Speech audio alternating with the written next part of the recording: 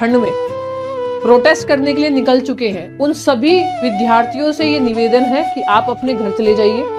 ठीक है, हम जो है वो बात कर रहे हैं आपस में टीचर से, यहाँ तक कि मीडिया से बात करने की कोशिश भी की जा रही है। सभी टीचर, सभी अध्यापक, मैं नहीं खाली, सभी के सभी टीचर, सभी के सभी अध्यापक जो है वो मीडिया से बात करने की कोशिश कर रहे हैं। यहाँ तक कि पीएम मोदी से और रेलवे मिनिस्टर से भी बात करने की कोशिश की जा रही है। हालांकि हम टीचर्स की इतनी औकात तो नहीं है कि हम सीधा पीएम से बात करेंगे, लेकिन किसी तरह से हम मीडिया से बात करना चाह रहे हैं ताकि हमारी बात रेलवे मिनिस्टर या पीएम मोदी जो है हमारे उन तक चली जाए। और मैं तो देखो यूपी से हूँ, तो मैं तो योगी जी, आदित्यनाथ योगी जी से मैं हाथ जोड़ के रिक्वेस्ट करना चाहूंगी कि भाई आप किसी तरह से ये जो हमारा मैसेज है ये मोदी जी तक पहुंचाए, रेलवे मिनिस्टर तक पहुंचाए कि ये बच्चे हैं, ये कोई मतलब टेररिस्ट नहीं है। इन्हें, इनके साथ में जो आप जो ट्रीटमेंट दे रहे हो वो पूरा टेररिस्ट जैसा ट्रीटमेंट दे रहे हो। ये बच्चे हैं किसी के, ये आपके बच्चे, किसी के बच्चे क्या, ये आपके ही बच्चे हैं, ये मान के चलिए।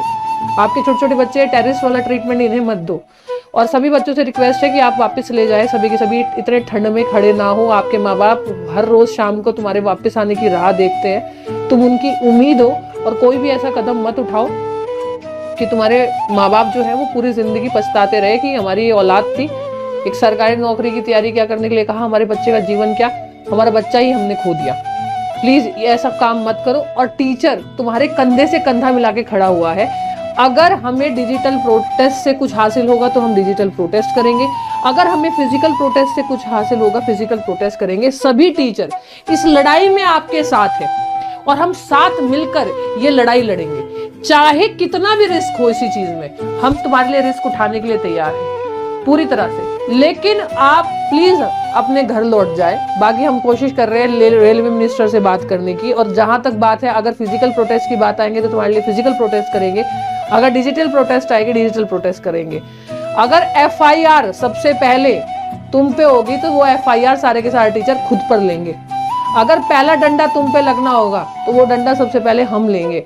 लेकिन अभी थोड़े समय के लिए हाथ जोड़ कर रिक्वेस्ट है कि घर चले जाओ बच्चों, हम रास्ता निकाल रहे हैं तुम लोगों के लिए। अगर कुछ नहीं होगा तो जैसे तुम बोलोगे तुम्हारे कंधे से कंधा मिला के तुम्हारे जो टीचर है ना तुम्हारे साथ आएंगे। मेरी हाथ जोड़ कर रिक्वेस्ट है, और मेरी हाथ जोड़ कर रिक्वेस्ट है इस मीडिया से कि ये जो हमारी बात है वो प्लीज योगी जी तक पहुंचाइए, क्योंकि यूपी में इलेक्शन है।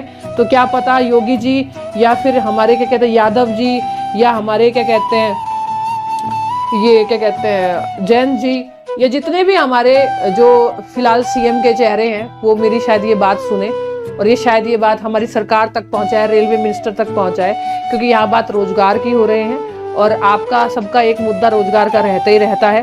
तो प्लीज ये बात पहुंचाइए। ऐसा भी हो सकता है 2024 में, हालांकि क्या आएगा कौन आएगा वो तो अभी नहीं पता, बहुत लंबा टाइम है।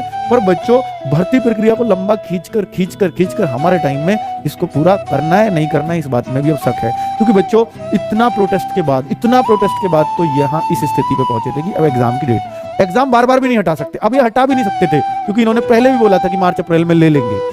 अब ये दोबारा प्रोटेस्ट हुआ तो अब इन्होंने फरवरी दे दी। अब इनके पास चारा नहीं था, अगर एग्जाम ले लिया फिर सारे वो कराने ही पड़ेंगे स्टेप्स, क्योंकि फिर बहाने नहीं है उतने सारे, क्योंकि बच्चे भी फिर कम लेंगे। अब बच्चे भी कम है, 1,05,000 बच्चे मान लो ये लें, 1,10,000 बच्चे लें टेस्ट में पास करा के, और फिर ये कह दें कि नहीं अब हम नहीं करा पा रहे क्योंकि ये है वो है, तो बच्चों वो बहाने इनके पास खत्म हो जाएंगे। तो इन्होंने इसको लंबी प्रक्रिया खींचने का मकसद ही ये है कि भैया इसका CBT 1 ले लेते हैं, रिजल्ट के लिए 3-4 महीने तो अमूमन सभी लेते हैं, फिर हम CBT